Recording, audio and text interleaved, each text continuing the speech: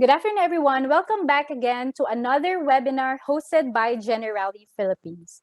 I am Emily Bello, Agency Development Supervisor of Generali Philippines. COVID-19 has changed how we work, learn, socialize, rest, and even how we enjoy precious moments in our lives. It has been almost 2 years since we heard the news on COVID-19, but we can still say that the pandemic continuously to negatively affect our mental health. Everyone reacts differently to difficult situations, and it is normal to feel stressed and worried during a crisis. But multiple daily challenges can push us beyond our ability to cope. Despite our best efforts to adapt in this pandemic, we may find ourselves feeling helpless, sad, angry, irritable, hopeless, anxious, afraid, or all at the same time. We may have trouble concentrating on typical tasks, changes in appetite, body aches, and pains, or difficulty in sleeping. While our bodies and minds adapt to our ever-changing global environment, it is helpful to turn our attention to what's going on in our minds and our bodies. One important thing we learned from this pandemic is that caring for one's health is vital for our personal well-being. This afternoon, we are privileged to have with us a workplace well-being consultant and presenter who will share to us about the importance of finding and maintaining the balance between mind and body, especially in the time of pandemic. This webinar is in cooperation with ComPsych, world's largest provider of employee assistance programs, or EAP.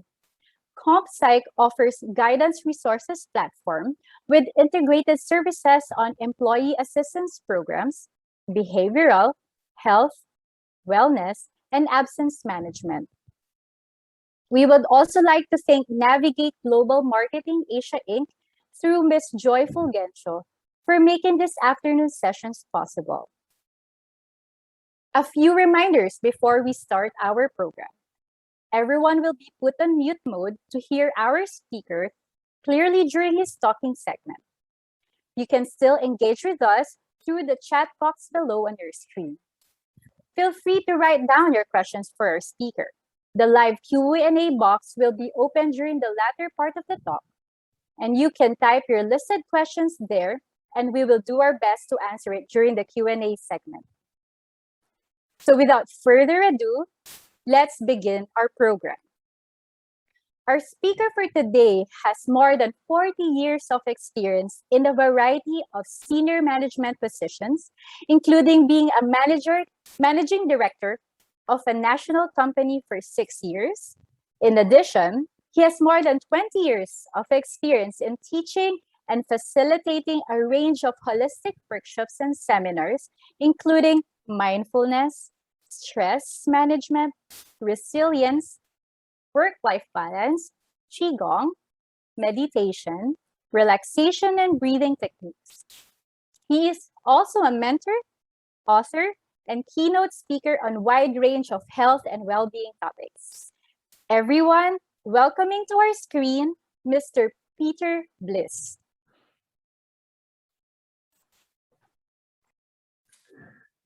Thank you, Emily, for that lovely welcome. It's one of the best welcomes I've ever had, I think. I'm coming to you today from Sydney, from my 2-bedroom apartment in Sydney. I've worked from home for 16 years in this apartment, so the last 18 months haven't been that unusual for me working from home, but the pandemic certainly has. And today we're here to talk about the mind-body connection. So thank you all for joining me today. Mind-body, that's my expertise, the whole mind-body connection. And I'll tell you a little story before we start. But last century, when I was working in the corporate world, in large multinational companies like yours, I probably didn't understand much about the mind-body connection at all. I was a typical Aussie bloke. and thought I knew everything. And looking back now, I didn't know much at all. And I thought I was my body, and my mind was sort of separate from my body. And I didn't really understand the connection at all.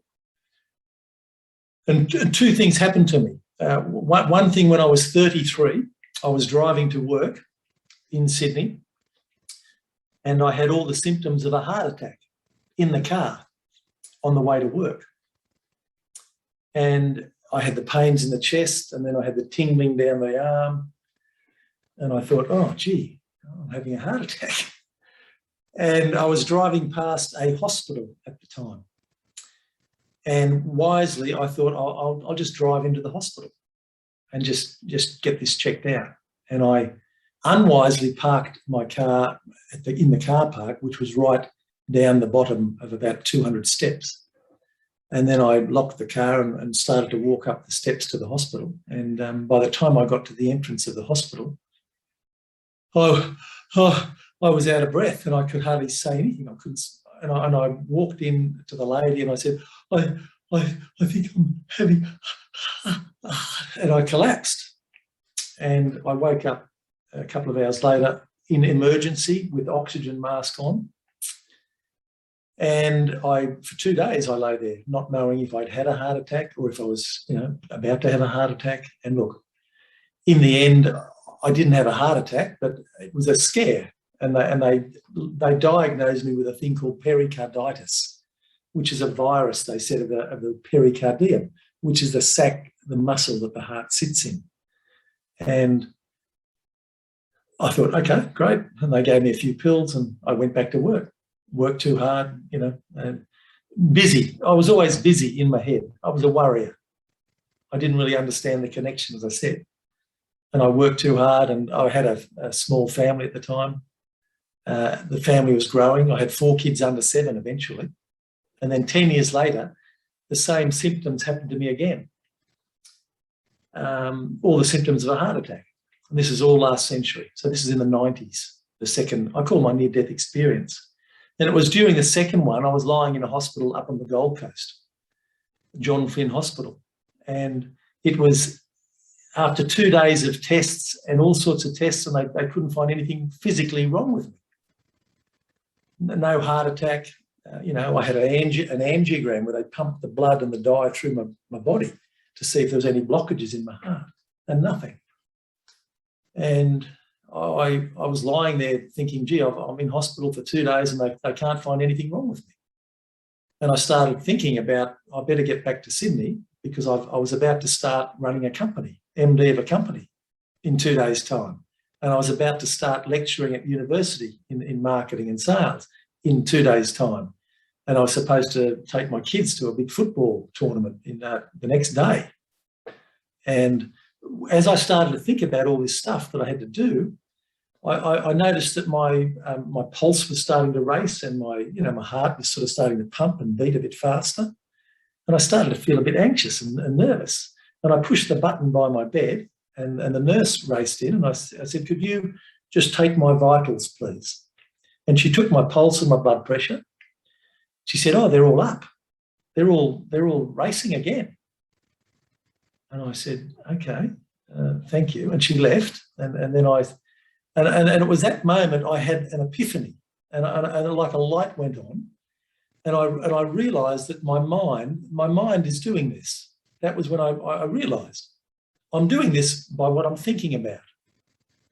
And what I did was I got out of bed and I sat in the chair by the bed and I started to do some stuff which I'm going to teach you today. This is a practical session, but we're going to go through some PowerPoint slides shortly, and I'm going to talk about the science behind the mind-body connection and give you some practical experience of it and how it can help you with your life. But I got out of bed that moment in the hospital, and I just sat up straight and I closed my mouth and I started doing a really simple breathing exercise that I'd learnt just the week before. And I immediately felt better.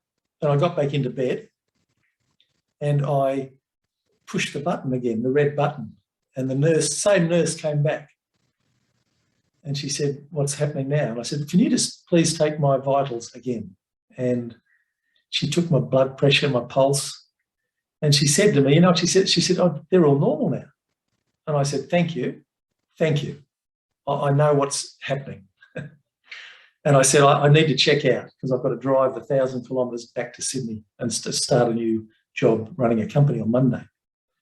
And she said, "Well, you're not allowed. You know, the cardiologist will have to sign you out. And he's got to come and see you unless you want to sign a disclaimer." And I was certain that I knew what was going on, that my mind was influencing my body and my physical reactions. I was so certain. I signed the disclaimer and I checked myself out. And I drove back to Sydney and I started running that company on that Monday. And from that moment on, this is over 25 years ago, I started practicing what we're going to talk about today. And I really understood then myself how powerful the mind-body connection is. So that's what today is about, that very powerful connection. So that's just a little story to introduce the day. I don't know a lot about insurance. I know you're a very large insurance company, Generali, and I looked at your website this morning. And look, I'm going to read something out. This is your purpose, and you know this, I'm sure, but to enable people to shape a safer future by caring for their lives and dreams. Well, today is not about caring for your clients' lives and dreams. It's about caring for yourself and your own lives and dreams. And if you really understand the mind-body connection, you all individually will have a much safer future and hopefully you'll start caring for your own lives and dreams. So that's where we're heading today. So I'm just going to show you something before just a visual to sort of demonstrate. A lot of people, you might have liked my story, but you might, prefer something visual. And I'm going to show you some PowerPoint slides soon, and we're going to go through those. And then we're going to come back for at least 20 minutes of questions at the end. So if you've got any questions as we go through this presentation, please keep them in your mind or put them in the chat, and we'll come back to those. We'll have plenty of time for those. But I'm just going to show you this right now. This is a snow globe. I know you know what it is. You all know. And I've shaken it up. And the snow, all there is in this one is snow. There's nothing else. I bought this in Tokyo a couple of years ago. It's my favourite globe. I've had a few. But the snow represents our thoughts.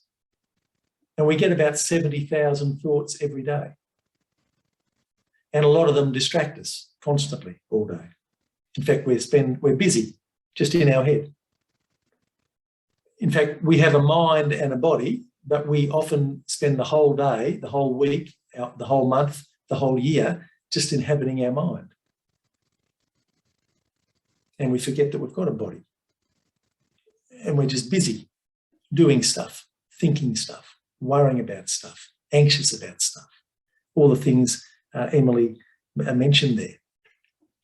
And I'll say this right up front, it's okay to be not okay. It's okay to be sad, as Emily said, and irritable and angry sometimes and, overwhelmed even, to feel hopeless sometimes. That's all okay. But the greatest skill you can learn is how to regulate and learn to regulate yourself in the midst of all those feelings. And what I've learned about the mind and the thoughts is what's happening in the snow globe now. If you understand the true mind-body connection, you can learn to not be in your head and in your thoughts all day, every day. And you can learn to take some care and take a break. And if you regularly take a break, and I regularly, intentionally do some mind-body connection or disconnection stuff every morning. I disconnect from my mind and I connect to my body through things like meditation, qigong, tai chi, yoga. I do all of that every day. And what happens when I do that is the mind settles and the thoughts become calm and the noise quietens down and then I get clarity. And I get awareness of my body, of my heart, of my voice, of my innermost dominant voice, of my true, authentic self. I'm aware of my genius, my creativity, the solutions to the questions in my life. And everybody in the world, 7.7 billion people in the world there are approximately, you can all do the same thing. You all have the ability to do that, no matter what age, race, creed, colour, sex, religion, doesn't matter what. You all have that capacity to learn the true value of understanding the mind-body connection and accessing all that wisdom and visual creativity and genius that you all have within you. So that's a little bit of an introduction to today. I'm going to share my screen now, and we'll go through the slides, and I'll come back to this. I've got a whiteboard here you might see and a flip chart. I might occasionally come back here and draw something, or something will come up which is not on the slides. So, in fact, something just came up right then. I'd love you all to right now do two things, and this is how powerful the mind and the body are. I'm just going to write two words up here. I'd love you all to set the intention, just set an intention. In other words, decide now that you're going to pay attention. That's it. So set an intention that you're going to pay attention to the rest of this webinar, and then you'll get the most out of it. So I know you're physically present, but you might be multitasking, you might be doing something else, you might be distracted, you know. So you might be physically here, but I want you to be mentally and physically here, mind and body. So decide up front right now that you're going to set an intention that you're going to pay attention, because the average attention span at the moment of a human being is about 10 to 12 seconds. It's not very long. It used to be 20 seconds. We're heading down. A goldfish, you all know a goldfish, has an attention span of about 4 to 5 seconds. That's why they can live in a goldfish bowl and be quite happy. Okay. We are distracted every 10 to 12 seconds.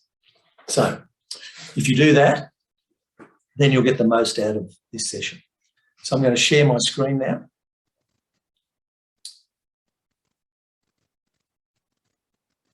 So let's go through the slides, and this is what we're going to do today. So we're going to just talk about the mind-body connection.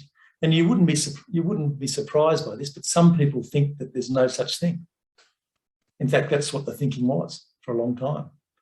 If any of you doubt that right now, I'll ask you to do one of two things, or both. Just smile or wriggle your toes. If you've done one of those or both, then I've just proven that there is a mind-body connection. So we're going to talk about that. We're going to talk about how the physical body affects the mind, and vice versa, how the mind affects our physical body. And I'm going to share with you some practices which will, if you use regularly and if you do them, they'll help you enormously live a healthier life. I'm pretty certain that if I hadn't have discovered this back in hospital that day, I wouldn't be here today. That was over 25 years ago. And my life has been transformed since and changed since that day. In fact, I ran that company for 6 years. It was a large staging and events company in Australia and overseas. But what I did then was I left that company and I started running my own business, doing what I'm doing now. So that led me to this. And I'm now, for 16 years now, been teaching and speaking about this very topic. So let's just look at the connection. Just historically, I've mentioned this, but there was this illusion, and there still is with a lot of individuals today, that there's a separateness from them. As I said, we have a mind. We know we've got a mind because we've got thoughts, 70,000 a day. They're constant. Constant noise, constant chatter. Okay? We know we've got a physical body. The mind is a little bit more harder to, put our fingers on, but we know we've got our thoughts. But historically, 1800s, 1900s, 1960s even, there was this illusion that people thought that they were separate. But now there's no doubt that there's a very strong connection, even at the cellular level. There's a massive connection. So there's science, neuroscientists just accept now that there's a very powerful mind-body connection, through which emotional, physical, mental, spiritual and behavioural factors can affect our health. So that's just a given now. So the mind is sort of generally associated with the brain. So when we talk about the mind, we think about the head and that amazing organ beneath the head, the brain. But there's even more research now that suggests that maybe there's a mind-body connection in every cell in our body, and certainly in the gut. So that's I won't go into that today, but what we're learning is still growing about the connection. But we know for certain that the brain function is affected by physical health. And we know for certain, and this is really my interest, that physical health can be impacted and influenced by thought. So psychologically, we're impacting our physiology. And that's the latest in neuroscience. It's actually called neuroplasticity. You've probably heard of that word. In fact, we're creating about 5,000 new neurons every day. It's called neurogenesis. About 5,000 new connections every day. And it's based on what we're thinking about and what we're paying attention to, which is why it's even more important to understand this connection. Because if you're not aware of what you're paying attention to, or if you are aware, it makes you really think about what you are focusing on and what you are thinking and how important that is. So it's a really, really fascinating field to work in and to talk about and to study. So it's all about harnessing that knowledge for yourself individually. So you can use your thoughts to influence the body's physical responses. And we're going to do some exercises today that will demonstrate that. I'm going to guide you through some very simple exercises that show you that. I'll just give you an example. If you recall a time when you were happy, maybe on holidays somewhere, grateful, if you just think about that time, your body sort of starts to relax and you can feel the effects of your body. And the reverse is true. If you think about probably a time in your life from birth to now that maybe was traumatic or that really worried you, even just thinking about that, you'll have the same reactions often if you haven't really dissolved that trauma in your body. You'll have that reaction again. So the research is very clear. If you think of probably just something that you all do, maybe or maybe not all of you do, but some of you are asked to do it at work. You're asked to present, maybe online like this, do what Emily did, introduce the webinar or speak in front of an audience. And some of you will know that that's scary. In fact, there's a book written every year called The Human's Greatest Fears. And have a guess what comes out number one every year. It's more scary than death. It's more scary than heights. It's the fear of public speaking. So even I'm sure now, if some of you even thinking about public speaking, you're thinking, oh no, oh crap, my hands are sweating, I'm getting nervous. Please don't ask me to say anything. Please don't ask me to do what Peter's doing right now, because that's scary. And I certainly even remember that, because my first public talk, which was 54 years ago, I learnt my lines off by heart. I didn't take any notes. I thought I learnt them word for word, and I got up on stage and I froze, and nothing came out. And now this is what I do for a living. So I'll never forget that first time. But I learned from that. That challenged me, and I learned from that. So there's mind-body exercises. We're going to do some of them that have been proven to help. They decrease your anxiety, they decrease the pain, they enhance your sleep, they decrease the need for drugs. Side effects of medical procedures, they increase your recovery time, and they strengthen the immune system, which is really important in this time of the last 18 months, because it's we're all fighting an immune disease. And more importantly, they'll give you a sense of control, of certainty, of being well, of confidence, of connection with your true self.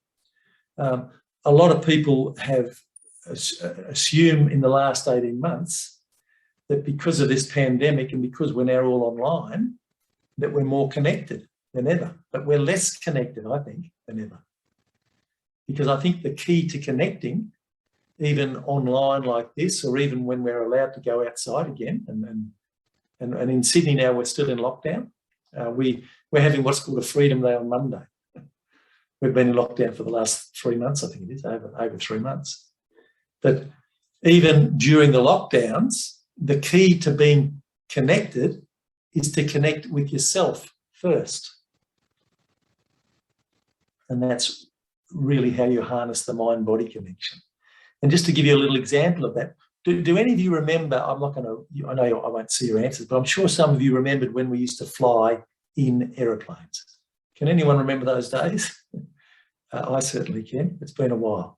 But if you remember the safety demonstration on every flight at the start of the aeroplane, it's the oxygen mask comes down, and we're all asked, if we've got family or little kids with us, what are we asked to do? Put our own oxygen mask on first. And it's the same here with us, looking after yourself, looking after your mental health and well-being. It's the same thing. If you've got children, if you've got family, if you've got colleagues at work and they're struggling, stay centered, stay grounded, straight, stay present, stay poised, stay breathing yourself. Put your mask on first. Otherwise, you're no good to anybody. And that's only possible if you understand the connection of the mind, your own mind, with your own body. I'm not going to spend too much time on this, but you've all heard of this. This is part of the brain. It's called the amygdala. It's an amazing part of the brain. It's the midbrain or the hindbrain. It's one of the oldest parts of the brain.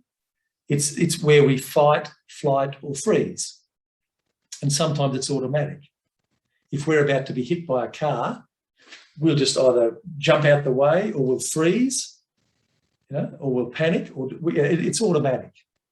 And that's the stress response.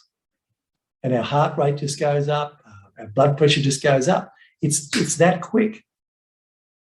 We start, respiration quickly. The blood flows to the muscles immediately to get us ready for fight or flight.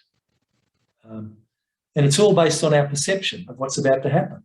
Even if the car misses us, it's part of the survival brain.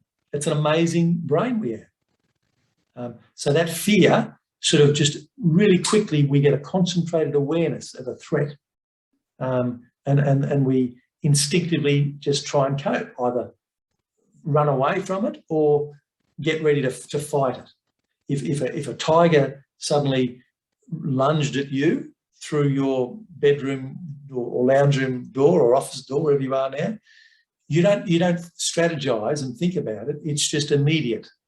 Okay. That's the amazing amygdala, it's called. So that's just the science. But stress, and it's all perception. So our perception is having an effect on every part of our body. The immune system. It changes the white cell blood cell ratio. It can weaken the immune system. The muscular system. When you thought about public speaking, or when you thought about a stressful event, usually we all have it differently, but with some of it's our neck, some of it's our gut, some of it's our spine, some of it's our muscle in our my right knee, which is a weak knee. Sometimes it's in the stomach. The heart, beats faster. The circulation slows down or fastens up. We open our mouth. We become anxious. We short, shallow mouth breathe. So it affects every part of our body. Every organ, every cell in our body is affected. In fact, I've got this, you might be able to see that, but I've got a towel here, a very colourful towel. And if that was your body, and how it's normally meant to be, every time we perceive we're under threat or stress, have a guess what happens? Every cell in our body gets tense, gets tight, gets stressed. And unless we do something regularly to connect the mind and the body, this is what happens to our body. And does that look like a towel now? No, it looks like one of those little balloons that you blow up. So every time you're doing some sort of mind-body connection exercise, you can learn to let go and come back to your true self. So let's do an exercise. Please try this with me. I want you to think of something real to you that's right now stressing you. Just close your mouth, close your eyes, and think of something that's real at work or at home. Maybe you've got a family member who's struggling, or whatever it is, okay? And I just want you to scan your body and notice how your body's reacting to that. Keep your eyes closed and do that. That's the first step. And now do this. So you might just open your eyes if you want to see this. So I want you now to clench your fists, shrug your shoulders, grimace and tense your whole body and hold for 10 seconds. And then relax and release. And then do it again. Clench, tighten, squeeze, grimace, tense, and then let go. And maybe let's do one more. Breathe, tense, tighten, whole body, squeeze, and let go. And just totally relax. And now close your mouth, breathe deeply and slowly through the nose.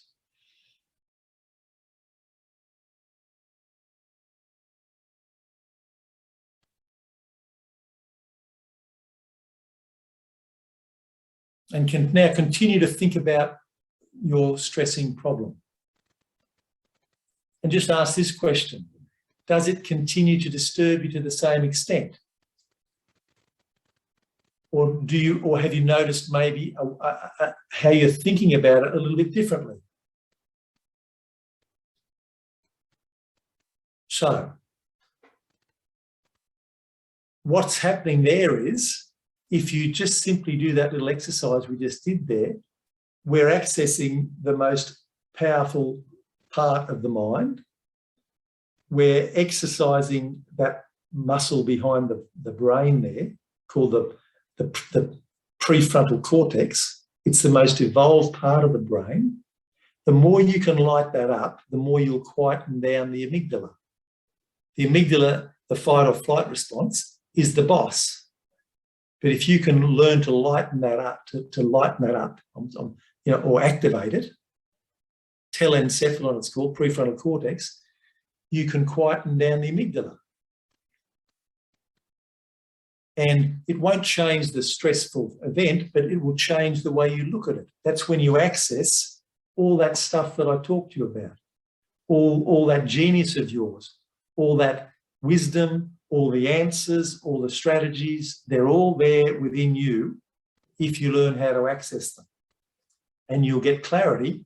That's the quickest way, just by breathing, like we've just said there. So the other thing to do is, obviously, you know this, whatever is good for the heart is good for the brain. So cardiovascular fitness improves the brain function.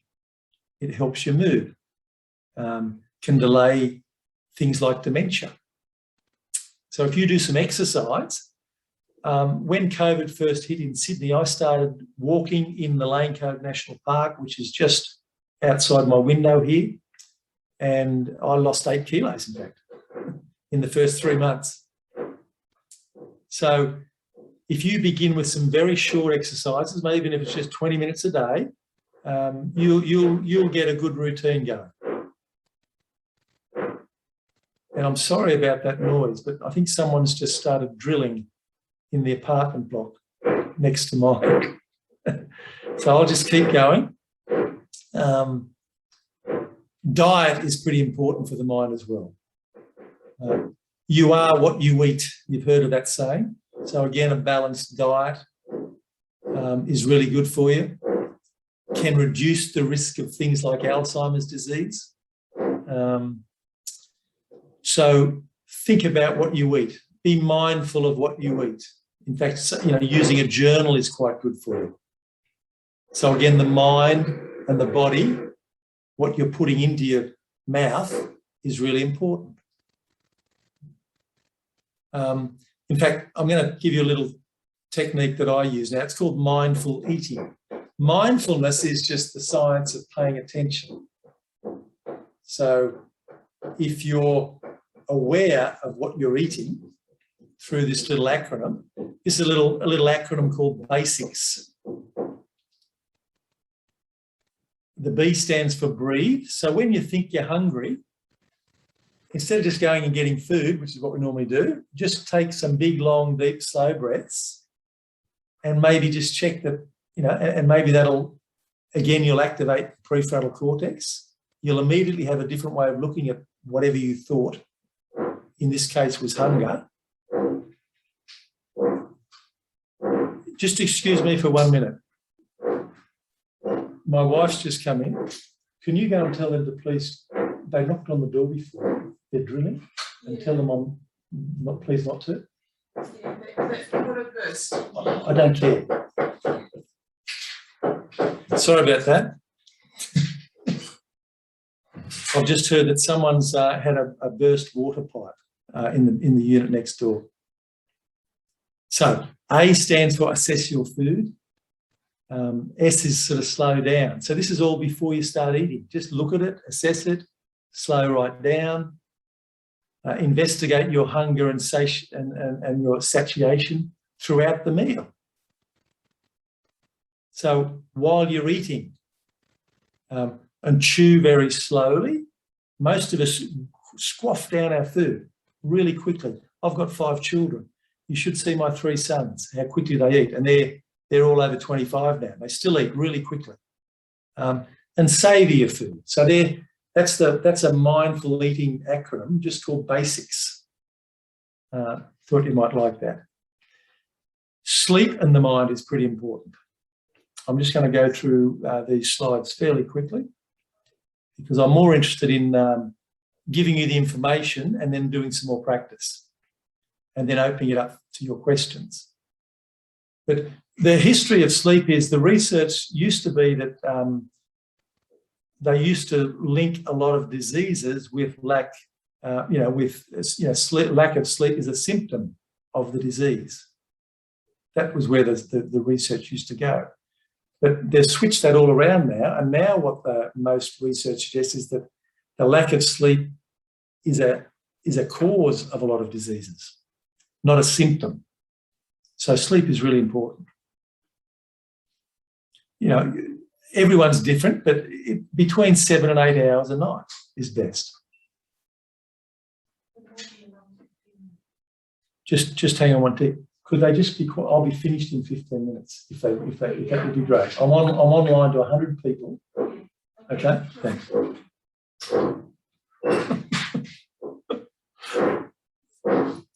This is you could call this a stressful event going on here right now. Someone's got a burst water main.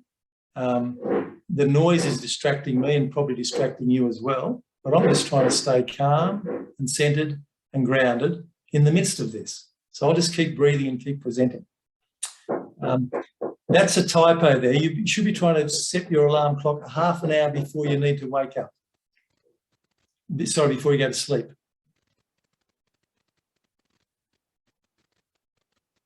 So let's do some more practice.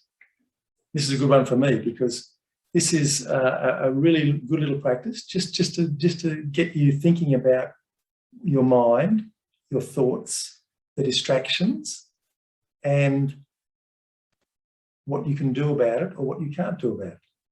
So I just want you to, again, sit comfortably still with your feet flat on the floor, your arms and legs uncrossed.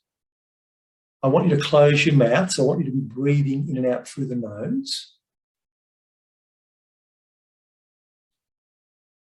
And I want you to close your eyes, and I just want you to notice what you can hear with your sound, with your hearing. So just close your mouth, close the eyes, and just listen to what you can hear. Just notice sounds.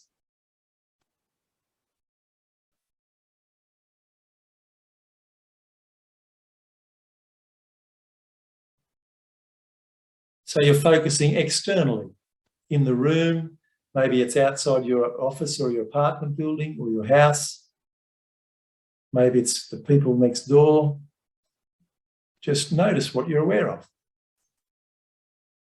And now, keep your eyes closed. I want you to now shift your attention internally into your body. And just notice what's happening internally in your body.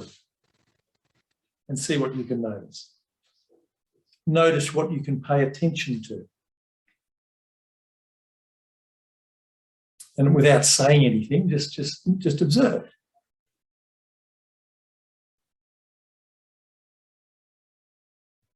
And now leave the body and now focus on sounds again. Just focus on noises.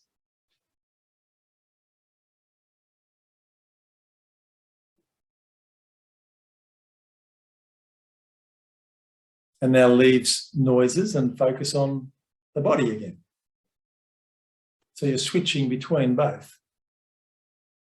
And that's just a really good exercise, just outside, it's called outside versus inside awareness. So let's do another one. Let's do some more breathing techniques. As I said, this is a very practical webinar. This is the best tool. I call my breath my best friend. I call it my anchor. It was with me from the moment I was born. It's the first thing I did when I came out of my mother's womb was I inspired. Just before I pass, the last thing I do is I'll expire. So my breath is always with me. I call it my best friend. It's better than my partner. It's better than my children. It's better than all my colleagues, my best friends. It's always with me. And if I need it, it's always there. If I close my mouth and if I pay attention to it. So I want you all to take a big, deep breath in.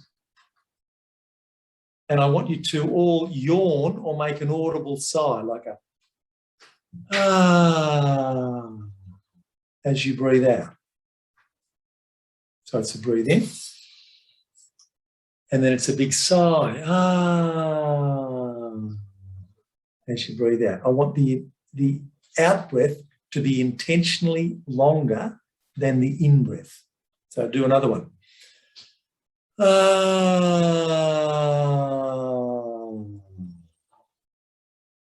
One more.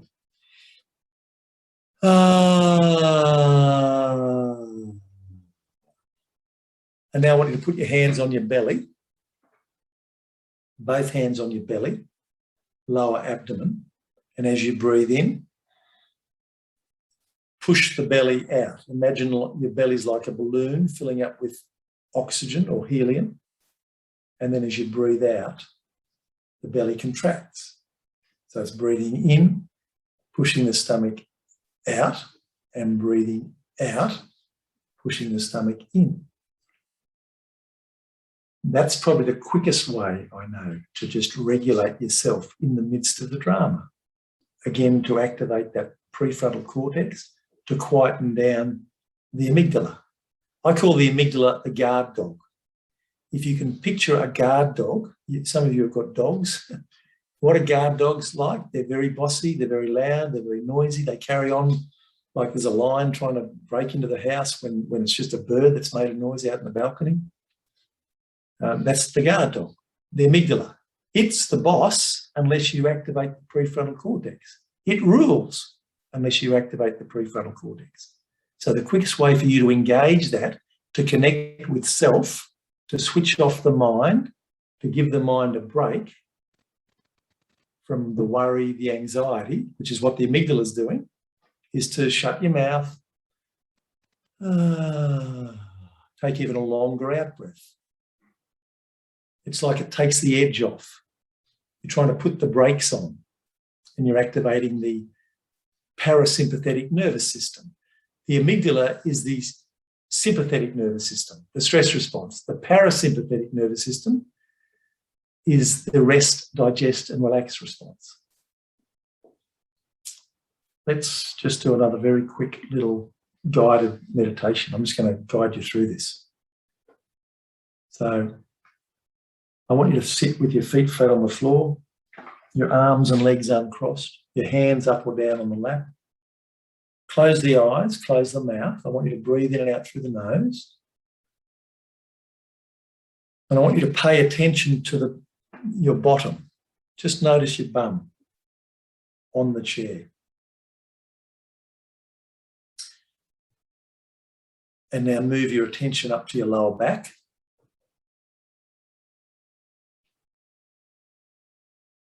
And if your mind gets distracted, just come back to your lower back. And now move your attention from your lower back around to the belly at the front. And take 2 big, long, deep, slow belly breaths, like we did the last exercise. Just 2 big, long, deep, slow breaths.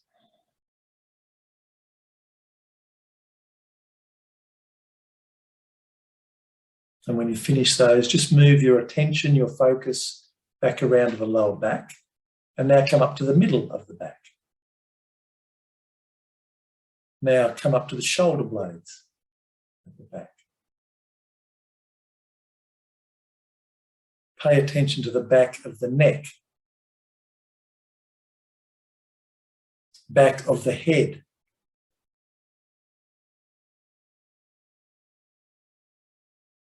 top of the head. Eyes are closed. You've got a slight smile on the face. You're just paying attention to the top of your head.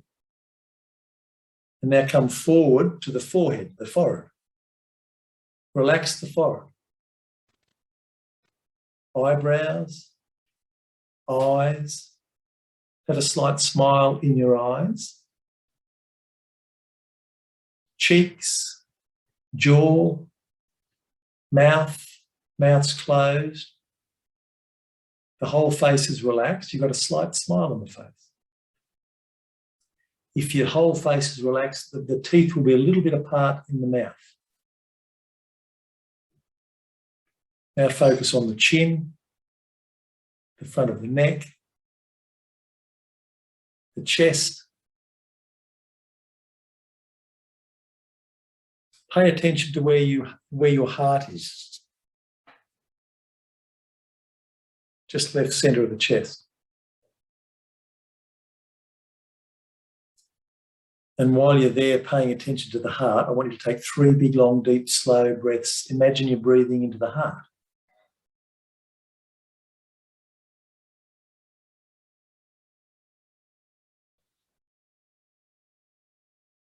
And I'm going to say one word. The word is gratitude.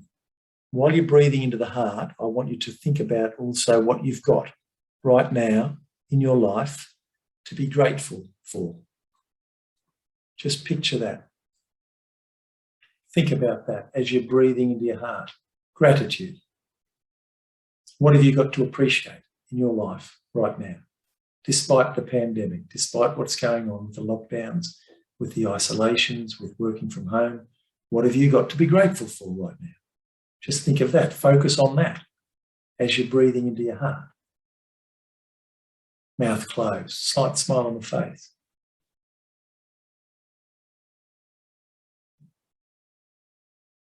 And now move your attention from your heart just back down to your belly button. And to finish this little exercise, this little relaxation exercise, just take a couple of big, long, deep, slow belly breaths. Pushing the belly out as you breathe in, sucking the belly in as you breathe out. Big, long, deep, slow, balanced breaths. Mouth closed, in and out through the nose. Breathing through the nose.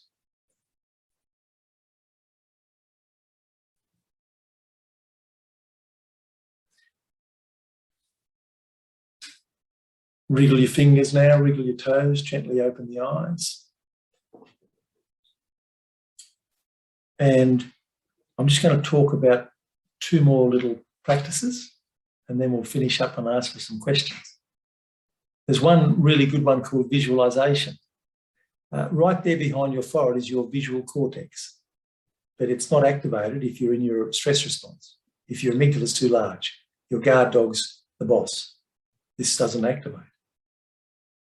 The brain, the mind and the brain, they don't know the difference between what's real and what's imagined. So it's best that you understand that. And if you, let's do a little exercise right now. This one's called clearing a space. So if you just close your eyes and just say a little mantra like this: I'm perfectly comfortable and content right now. And if you imagined that your mind, like the snow globe, is clear, you'll increase the probability that that's what will happen. So try and clear a space and then ask this question: what's between me and feeling perfectly all right now? The greatest gift you can give yourself is to learn to be just comfortable and content right now in this moment. If you want to be content and happy, true happiness is not something you get to, it's something that you are right now.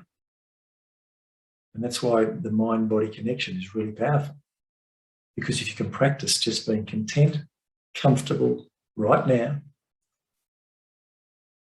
even if you've got a little concern, like this little exercise suggests here, if you've got a little concern, just imagine it floating off in a container, like a river's floating in front of you, and it's just floating off, and it's gone.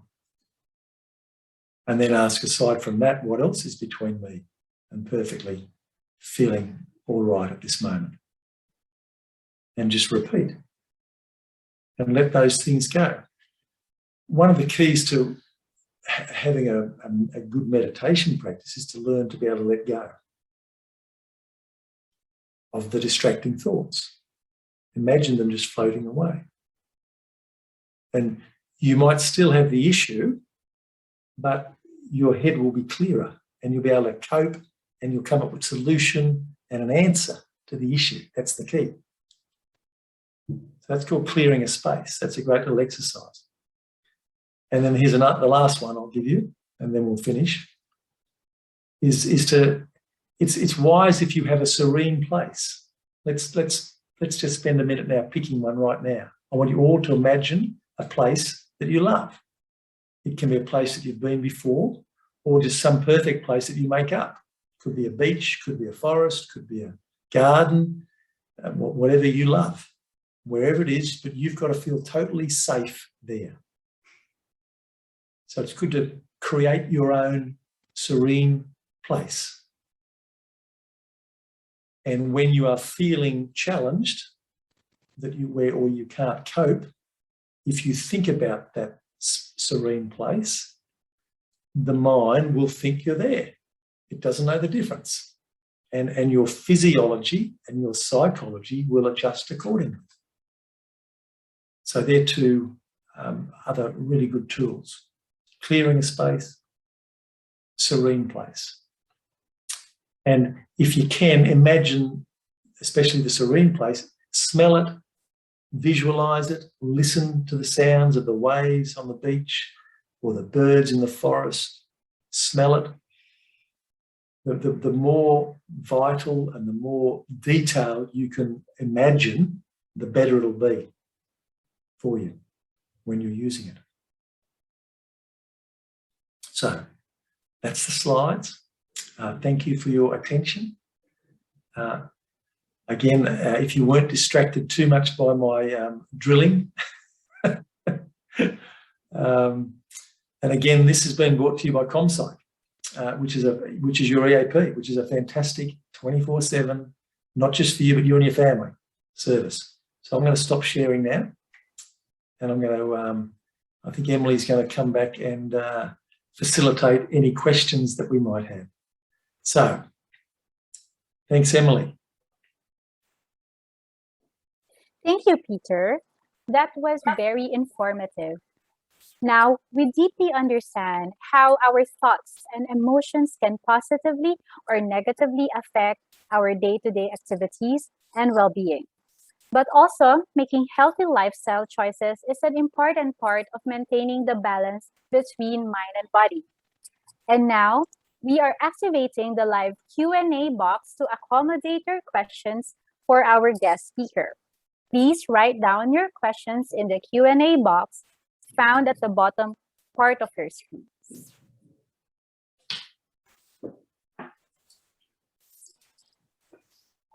Okay. Now, we already received some questions for you, Peter. Yeah. And yes, we would love to hear your thoughts about these questions. Number one is, drinking and or smoking are oftentimes the outlet of some to manage their stress or anxiety levels. What would be your advice to these people to instead or take on a better or healthier alternative to managing stress? Yeah, that's a great question. Thanks, Emily. I smoked for 15 years. I actually worked for a cigarette company for 13 years, would you believe, Rothmans. So I understand what smoking does. I left the cigarette company and then I went and worked for an alcohol company. So I drank for 30 years. I haven't smoked now for 35 years. I haven't had a smoke. I haven't had a drink for 20 years. So I understand. First question I would ask for anyone who wants to give up smoking or drinking is this question. It's going to sound strange. Ask this question and write down as many answers as you can get. What are the benefits to me of smoking and drinking? You don't do anything unless you're getting benefits. So you wouldn't smoke or drink if you're getting benefits from them, even perceived benefits. You know that they're bad for you. We all know that, but you're still doing it. So ask that question and write down as many answers as you can. What are the benefits to me of smoking and drinking? And it's only then, when you see that you've got all those benefits, then you need to come up with a viable alternative to get the same benefits. Hopefully that makes sense. So if the benefit is it helps me relax and calm down, then until you have another alternative that's going to relax you and calm you down, like meditation, yoga, qigong, walking in the forest, they're all healthier alternatives in my view. But you've got to see that you're getting the same benefits from the alternative, otherwise you won't do the alternative. So first write down the list of all the benefits you're getting from smoking, which sounds weird, but I know when you smoke, you go, have a guess one of the benefits. You're breathing deeply and slowly, like we just did.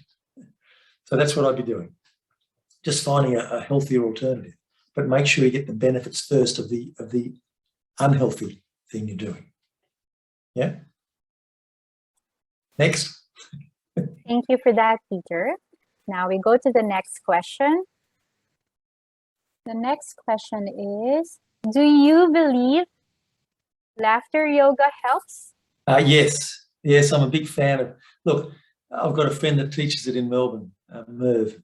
Laughter yoga, any yoga is good for you. Yoga is a great tool. It's been practiced for thousands of years. Laughter yoga, it appears a little bit fake at the start because you're sort of just pretending to laugh and pretending, but you'll have a good belly laugh. You'll be breathing well. It really changes the physiology. It changes the chemicals in the brain. It'll leave you feeling very different. So yes, any yoga, but especially, well, definitely try laughter yoga. Yep. All right, thank you for that, Peter. Now we go to the third question. Third question is, why is closing our fists help in reducing anxiety? What we're doing when we're squeezing, I said before, there's the stress response. The amygdala is the sympathetic nervous system. That's one side of the autonomic nervous system. The other side is the parasympathetic, rest, digest, relax. Okay, they're meant to be in balance. The body is always trying to get us back to balance. There's a medical term called homeostasis. But we are so busy today. We are so switched on. We think we're connected to this and this, and but when we're disconnected from our body, we're connected in our mind and our thoughts. But when you're disconnected, you're hyperactive in your sympathetic nervous system. So you need to switch on your parasympathetic. So when you take a big breath in and then you squeeze and tense the whole body, it's not just the fist, it's the whole body. Tense, squeeze, tense, squeeze, tense, squeeze, and then relax. You're feeling that. You're trying to wake up the parasympathetic nervous system. You're trying to wake up the rest, digest, relax to get it working again. And you need to do it a few times. It might be really weak. And often in some people with post-traumatic stress disorder, PTSD, their amygdala it's usually as large as an almond. It's a part of the brain, as large as a nut, an almond. It can grow as large as a plum in people with post-traumatic stress disorder. But it's been proven that even if you have a plum-shaped or sized amygdala, the more you learn to activate that through meditation, mindfulness, gratitude, qigong, yoga, breathing, you can shrink the amygdala, the plum, back to the size of the almond. So we're teaching the parasympathetic system to switch back on again so that we can rest, digest, relax on our own, without drugs, without medication, without alcohol, etc. Yep, good question. Thank you, Peter. Now, another question here is, could you recommend an application or website or even a YouTube channel to follow for guided meditation? Okay, yeah, look, I'm not sure in the Philippines if they're the same, but there's one in Australia just called Smiling Minds, an app. There's Calm app. I don't use apps personally myself. I'm not an appy person. I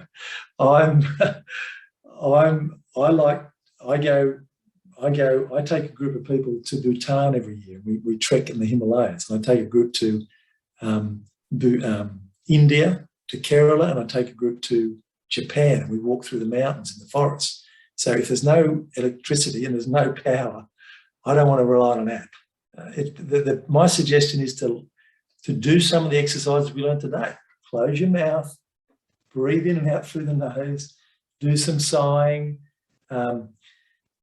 There's a lot of free stuff. I'm not supposed to promote myself, but if you wanted to connect with me on LinkedIn, Peter Bliss, I've got a lot of free stuff on my website. That's probably a way you can do that if you want to. I'm offering you that. All right. Thank you, Peter. Now, another question is, I have insomnia. What would be a good strategy to get out of this state? Yeah, I used to have insomnia. I used to be a terrible sleeper.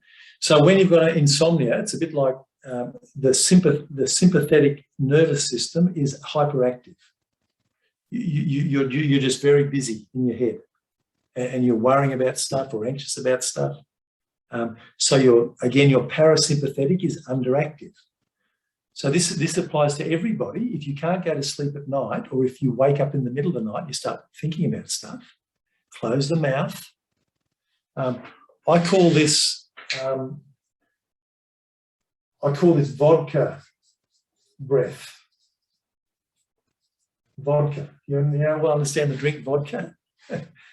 So it means that you're on edge. You're hyperactive. And so you need a drink. But I'm not suggesting you take a drink, but if you do vodka breath, which is sort of what we've done. Sighing, when we did the sighing before, we were going, intentionally longer out breaths. So at night, close the mouth, in for 2, out for 4. In for 2, out for 4. Or in for 2 or 3, out for 4 or 5. So make the out breath, the exhale. This is just very soft. It's not a, because if you're in bed, it's like a, but just if you can do 10 or a couple of minutes of longer out breath, you'll immediately activate the parasympathetic nervous system.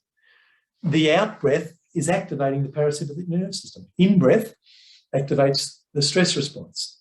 Out breath activates parasympathetic nervous system. Also activates the vagus nerve, which is the largest nerve in the body, which connects the brain through the back of the neck and down through the front of it connects all the organs in the body, the vagus nerve. So it's underactive as well. So longer out breaths, shorter in breaths. That's the best way. The other thing is journal. Whatever you're thinking about, write it down and just get it out of your head. They're my 2 best ideas for insomnia. But usually there's something worrying you, and so worry and stress to me is feedback. It's not bad. It gets a bad rap, stress. There's actually eustress and distress. Eustress is good for you. Your Generali video at the start, if you watch that, be challenged. You need challenges every day to grow and evolve. So that's called eustress, EU stress. Distress is what can be bad for you. But all stress, in my view, is just feedback to let you know that you're out of balance. So it's not bad. Hopefully that answers your question. Definitely, Peter. Now, thank you. Now, the question for you, the next question for you is, if the mind does not know what is real or not, when do you know if you are still with reality or already hallucinating or not of reality anymore? That's an interesting question. What is reality? This is a pretty deep question, a philosophical question. Everything is perception. So there's your perceptions. In fact, you can only change. I'll write this up here. Every individual is only responsible for 4 things. Your perceptions, your decisions, your actions, your breath. So everyone has different perceptions. So we all have a different reality. So that's one answer. There's our reality individually, 7.7 billion people in the world. We've all got different experiences, different perceptions. So I think that's just accept that. We're only perceiving a minute percentage of what is actually going on out there. So there's your reality and then there's actuality. Most of what is going on, we're not even aware of. So firstly, just all you need to worry about is what you can control. And those 4 things are the only 4 things that you can control. Most of what's going on out in the world or around us is out of our control. Most of the pandemic is out of our control, unless you're a medical influencer or, a leader or a prime minister or a government leader. We're in a position of power. That's all you can control. So work out what your priorities are and live by priority. And it's all based on your perception. So I think it's good accepting that. So it's a really interesting question. But I think I better, hopefully I've answered that. All right, thank you, Peter. Now, next question is, how to manage stress with kids or teenagers, especially during the pandemic? Good question again. Remember my analogy about the aeroplane? So the best way to do it is to put your own oxygen mask on first. Just focus on yourself. I work with traumatic kids, and I've done webinars with a lady in America, Lisa, who works. She's a psychotherapist and she's a synergistic play therapist. And when your child, I've got 5 children, but they've all grown up now. But when the child's having a tantrum or distressed, the best thing you can do is to regulate your own breath, stay centered, stay grounded, stay present, stay poised, close your mouth, breathe in and out through the nose, deepen your breath, just do that and listen to them. And what traumatized kids do, and they learn to do that, they learn to borrow your central nervous system and they'll mirror you. It's fascinating, the research that's done on this. So one of my daughters is a teacher of little kids, and she's learnt this through just handling 30 kids. She's been teaching 30 kids from her bedroom for most of the last 18 months during the pandemic because she shares a house with 2 other girls. But she's learnt that if the kid's having a tantrum or whatever, she's got to stay centered, grounded, calm, and listen to them and empathise with them. If they're angry and throwing things, I can see you're angry. Just call it. And then shut up and breathe. Oh, that must be very frustrating. Shut your mouth, breathe yourself. So it's like you've got one foot in their stuff, but you've got a bigger foot in your own central nervous system, and you're regulating yourself in the midst of their drama, if that makes sense. Don't get caught up in their drama, and don't try and fight them. Acknowledge what they're going through. Listen, empathise, and call it. Call it out. That must be very frustrating. Oh, you're obviously very angry. And try and say little. Hopefully that answers that. Okay, thank you. Now, next question is, how do we recognize a person that is depressed or stressed out? What can we do to help him or her? Yeah, well, look, there's lots of indications of depression. Depression's a serious illness. It's a psychological illness. It's real for a start. Okay, so if you notice someone's depressed, they'll probably be irritable, they'll probably be angry, they'll probably be, maybe their hygiene's, they'll let go of their hygiene, their behaviour's changed in somewhat.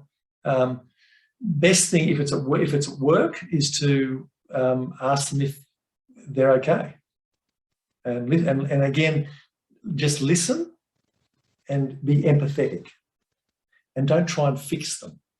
We all like to fix someone, but they've got to want to get help themselves. But you could, if they ask for help, or if you say, "Can I get you some help?" You could arrange to get them some help, even through your EAP. They're 24/7, 7 days a week for you and your family.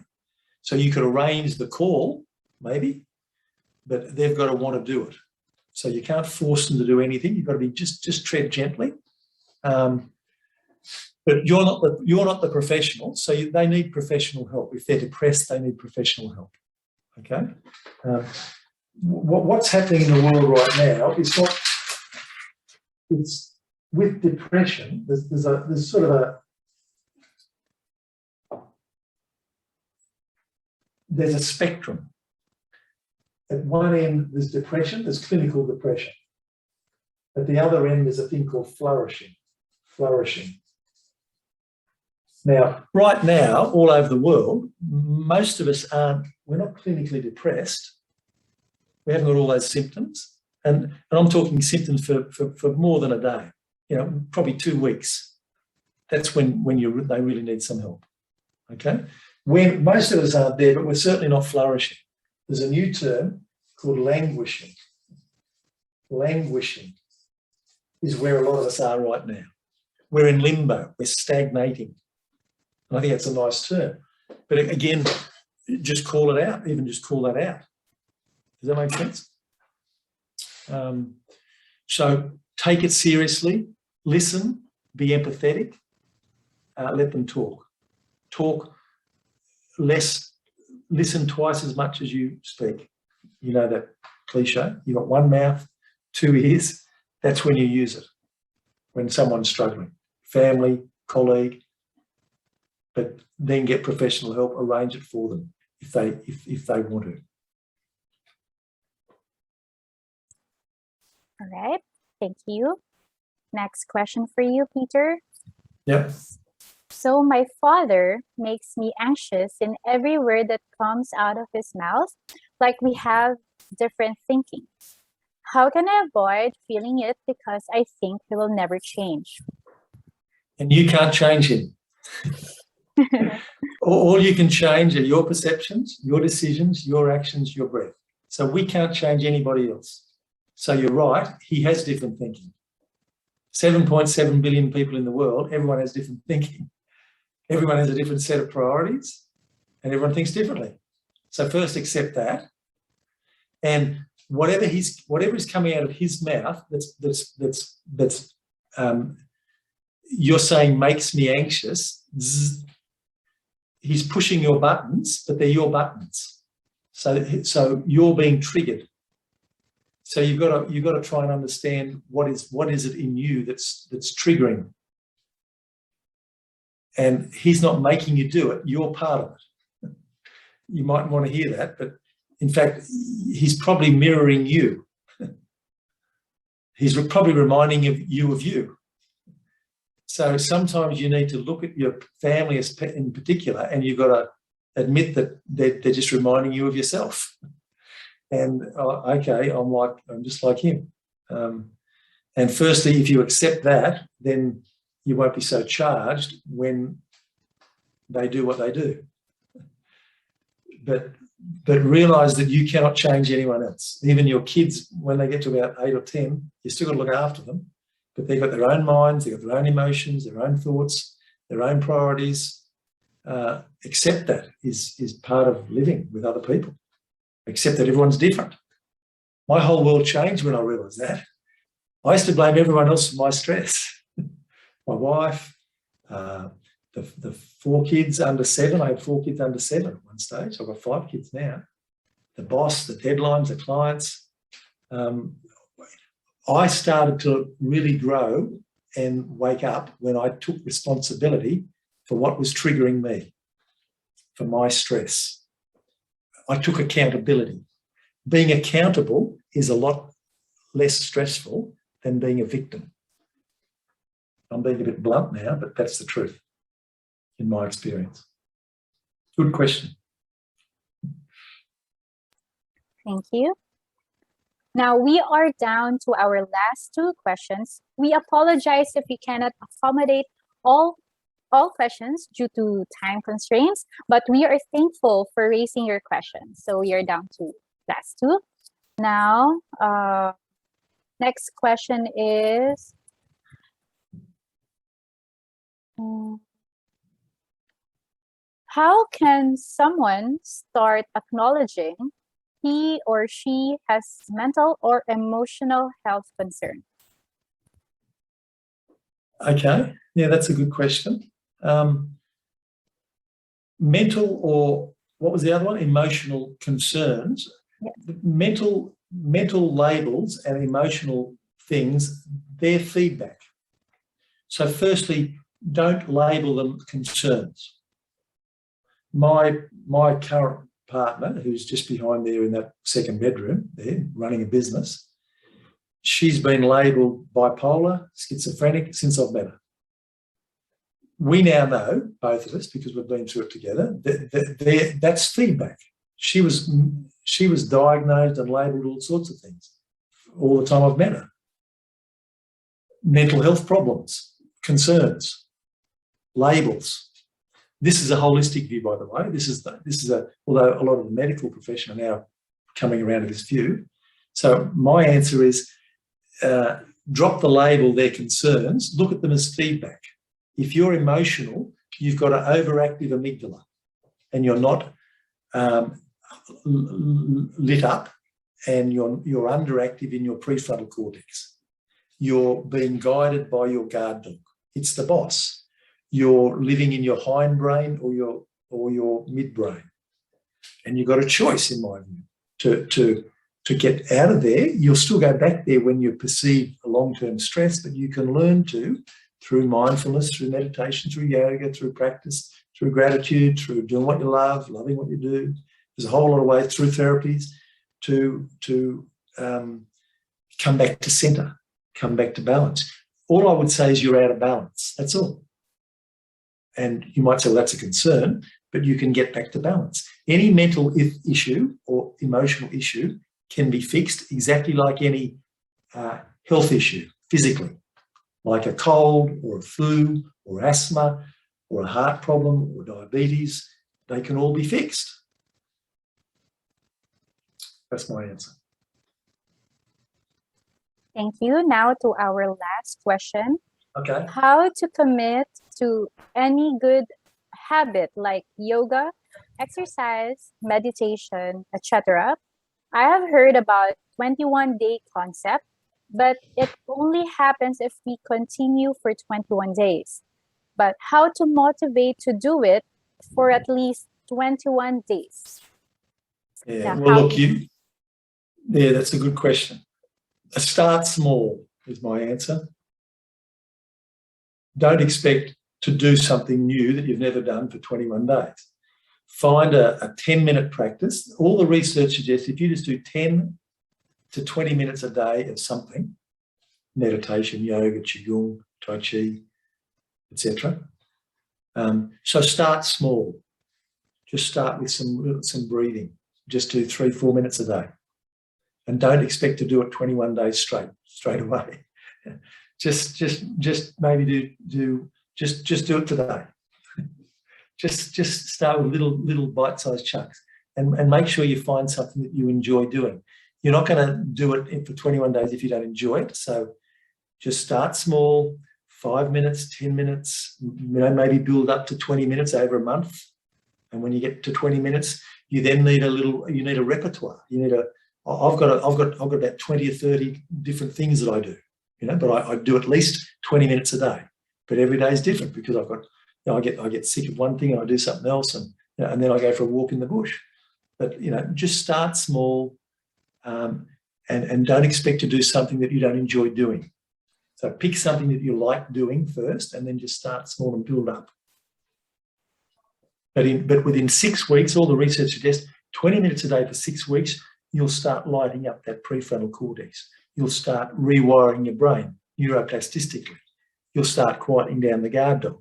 Long before that, you'll notice it. So if you've got a good teacher, you'll notice it within a couple of classes, if it's even online. But if you just do your own thing, I've given you enough today in this webinar to start doing your own thing, I think. Thank you. Now, Peter, all your answers are really helpful. And yes, we thank you for that, Peter.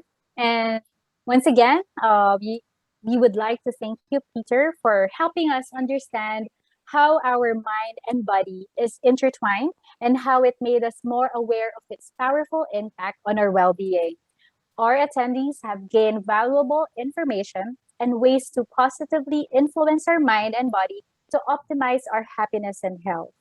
We truly appreciate you for taking some time for this webinar. Thank you again to our partners for today's webinar, ComSci and Navigate Global Marketing Services, Inc. So there you have it, everyone.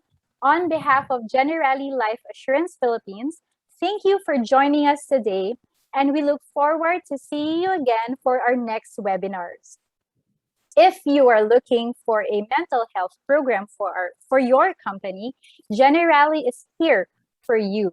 Please get in touch with your designated account officer to know more about our mental health offering. We also have Gen Wellness, our digital health and wellness platform that helps you to start or maintain your fitness goals. It is available via Gen Connect mobile app.